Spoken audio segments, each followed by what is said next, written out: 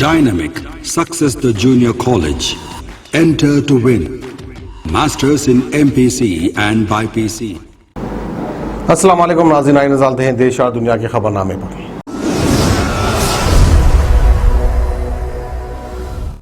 सच news के खबरनामे में आप सबका इस्तकबाल है। आज की सबसे बड़ी खबर आ रही है श्री राम जन्मभूमि से, जहां पर ट्रस्ट की जमीन खरीद में घोटाले का इल्जाम लगाया है। बताया जा रहा है कि जमीन 2 करोड़ की थी और अग्रीमेंट 18 करोड़ में किया गया है। ऐसे में अयोध्या में श्री राम जन्मभूमि पर सवाल उठाना लोगों ने शुरू कर दिए हैं। जमीन की खरीद में घोटाले का इल्जाम लगाते हुए पूरे 16 करोड़ के घोटाले का इल्जाम लग रहा है। ये सवाल पूर्व मंत्री पवन पांडे ने प्रेस कॉन्फ्रेंस में उठाए हैं। ऐसे में एग्रीमेंट और बेनामा दोनों में ही ट्रस्टी अनिल मिश्र और मेयर श्री केश उपाध्याय गवाह हैं। 18 मार्च 2021 के ही करीब 10 मिनट पहले बेनामा भी हुआ और एग्रीमेंट भी। जिस जमीन को 2 करोड़ में खरीदा गया था, उसी जमीन का 10 मिनट बाद 18 करोड़ का एग्रीमेंट क्यों हुआ, ऐसे सवाल उठने लगे हैं। उनका ये भी कहना है कि राम मंदिर के नाम पर जमीन खरीदने के बहाने राम भक्तों को ठगा जा रहा है। उनका ये भी दावा है कि जमीन खरीदने का सारा खेल मेयर और ट्रस्टी को मालूम था। इस पूरे मामले की सीबीआई जांच होनी चाहिए। ऐसे में 10 मिनट में 2 करोड़ की जमीन को 18 करोड़ में बढ़ा देने का सनसनीखेज मामला पूरी तरह से वायरल हो चुका है।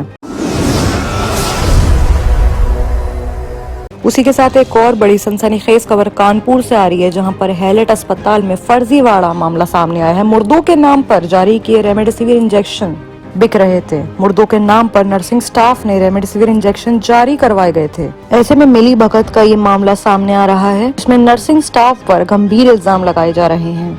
इस कालाबाजारी में अब तक कई लोग गिरफ्तार हुए हैं। इस बीच कानपुर के सरकारी अस्पताल हैलेट के नर्सिंग स्टाफ को पूरी तरह से इस घोटाले को साबित करने के बाद सस्पेंड करने के ऑर्डर्स भी दे दिए गए हैं। पीछे की वजह सामने आ रही है कि रेमडेसिविर इंजेक्शंस को मुर्दों के नाम पर जारी करवाकर उन्हें बाजार में महंगे दाम पर बेचने की तैयारी की जा रही थी। जानकारी के मुताबिक ये इंजेक्शंस तब निकलवाए गए जब मरीजों की मौत हो चुकी थी। ऐसे में डॉक्टर के पर्चे पर भी सवाल है कि जब मरीज मर चुके थे तो इंजेक्शंस किसने लगाए। जाहिर है ये घटना यानी कि हादसा रेमडेसिविर इंजेक्शन की काला बाजारी की तरफ इशारा करता है और इसके मामले में सबको कड़ी से कड़ी सजा के ऑर्डर्स मिल चुके हैं। इतना ही नहीं, इस मामले में मुख्यमंत्री योगी ने भी हिस्सा लिया। खुद हैलेट अस्पताल के प्रिंसिपल से रिपोर्ट मांगी गई है। वहीं अब हैलेट प्रशासन में हड़कंप भी मच चुका है। मामले की जांच के लिए सीएमएस नोडल और प्रिंसिपल की टीम बनाई गई है, जो कि पूरे मामले की जांच रिपोर्ट को भेजेगी।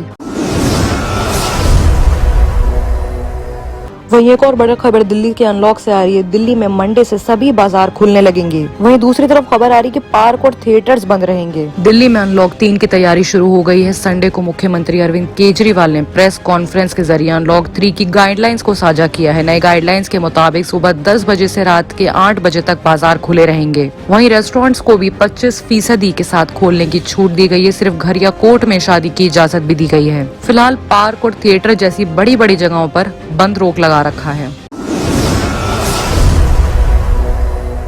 एक और बड़ी खबर आ रही है महाराष्ट्र से, जहां पर मारामारी का मामला सामने आ रहा है। शिवसेना ने कहा है कि अगले 5 साल तक उद्धव ठाकरे ही सीएम रहेंगे। ऐसे में कांग्रेस ने कहा है कि अब वो अपना चुनाव अकेले लड़ेगी। शिवसेना की तरफ से कहा गया है कि 5 साल तक उद्धव ठाकरे ही हमारे मुख्यमंत्री हैं। कांग्रेस के नाना पटोले ने कहा है कि कांग्रेस अब चुनाव से लेकर लोकसभा तक सभी चुनाव अकेले लड़ेगी।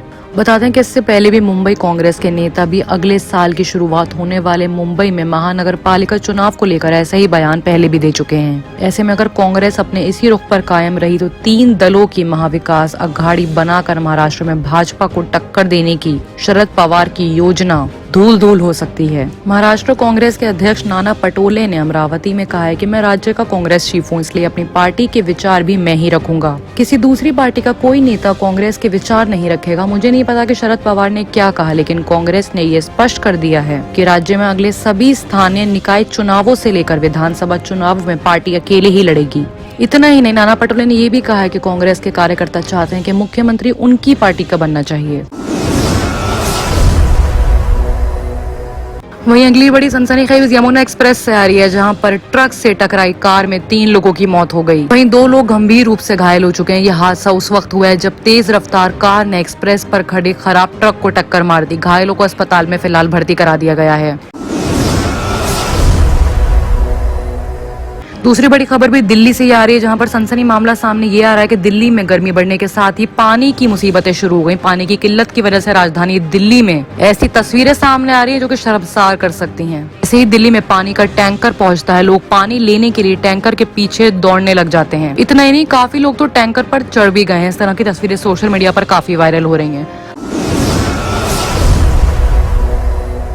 आइए बात करते हैं इंटरनेशनल खबरों की, जहां पे सबसे बड़ी खबर आ रही है चीन से, जहां पर चीन की गैस पाइपलाइन में धमाके का मामला सामने आ रहा है। हुबेई प्रोविंस में हुए ब्लास्ट में 12 लोगों की मौत हो गई है, वहीं 140 से ज्यादा लोग घायल हो चुके हैं। साथ ही में 150 लोगों को रेस्क्यू भी कर लिया गया है। चीन में ये बड़ा हादसा अभी अभी सामने आया है। पुलिस अब तक 150 लोगों को रेस्क्यू कर चुकी है। हादसे के कुछ देर बाद ही मौके पर 170 लोग घायल हो गए। ऐसे में कर्मचारियों की एक टीम भी भेज दी गई है। हादसा जांगवान जिले के श्रियान शहर के यानहू मार्केट में सुबह 6:30 बजे हुआ है। ब्लास्ट के बाद मार्केट की एक बिल्डिंग जमींदोज हो गई है। चीनी मीडिया सीसीटीवी के मुताबिक फूड मार्केट की जो बिल्डिंग हादसे में गिरी है उसके नीचे खड़े होकर कई लोग नाश्ता भी कर रहे थे। वहीं एक और बड़ी खबर आ रही है पाकिस्तान से, जहां पर नए बजट को लेकर इमरान सरकार पर बिलावल भुट्टो ने जोरदार हमला करते हुए कहा है कि नागरिकों की दुर्दशा को किया है इन्होंने अनदेखा। बिलावल ने प्रधानमंत्री इमरान खान पर गंभीर इल्जाम लगाए हैं। उन्होंने इमरान खान की सपोर्ट न करते हुए कहा है कि नए बजट के तौर से प्रधानमंत्री ने गरीब लोगों में अपनी बेरहमी को स्पष्ट कर दिया है। इतना ही उन्होंने आगे ये भी कहा कि पाक पीएम देश के नागरिकों यानी कि रहने वाले लोगों की हालात से वाकिफ नहीं हो रहे हैं, अनदेखा कर रहे हैं और वो बहरे गूंगे भी हो गए हैं। उन्होंने ये भी कहा कि साल भले ही बदल गया हो लेकिन लोगों की हालात जस की तस हैं। एक गरीब का घर अभी भी जरूरतों से पूरा नहीं हो पाता है। बिलावल ने प्रधानमंत्री इमरान खान पर बजट को लेकर पूरी तरह से निशाना साधा है। इसके खिलाफ अभी इमरान खान ने कोई जवाब नहीं दिया है। वहीं एक और बड़ी खबर भी अर्थक्वेक की चाइना से आ रही है। चीन के प्रांत में भूकंप के तेज झटके महसूस करे गए हैं। झटकों की स्केल 5.0 रही है। एक बार फिर से भूकंप के तेज झटके महसूस किए गए हैं। इस बात की जानकारी चाइना भूकंप नेटवर्क सेंटर ने दी है। भूकंप के झटके शाम को 6 बजे महसूस किए गए थे। भूकंप की जानकारी मिलते ही लोगों में दहशत फैल गई। अपने अपने घरों से बाहर निकल के लोग बिल्डिंग के बाहर आने लगे। बता दें कि यूनान में पिछले महीने भी भूकंप के झटके महसूस किए गए थे। बाकी की तमाम खबरों के लिए देखते रहिए सच न्यूज।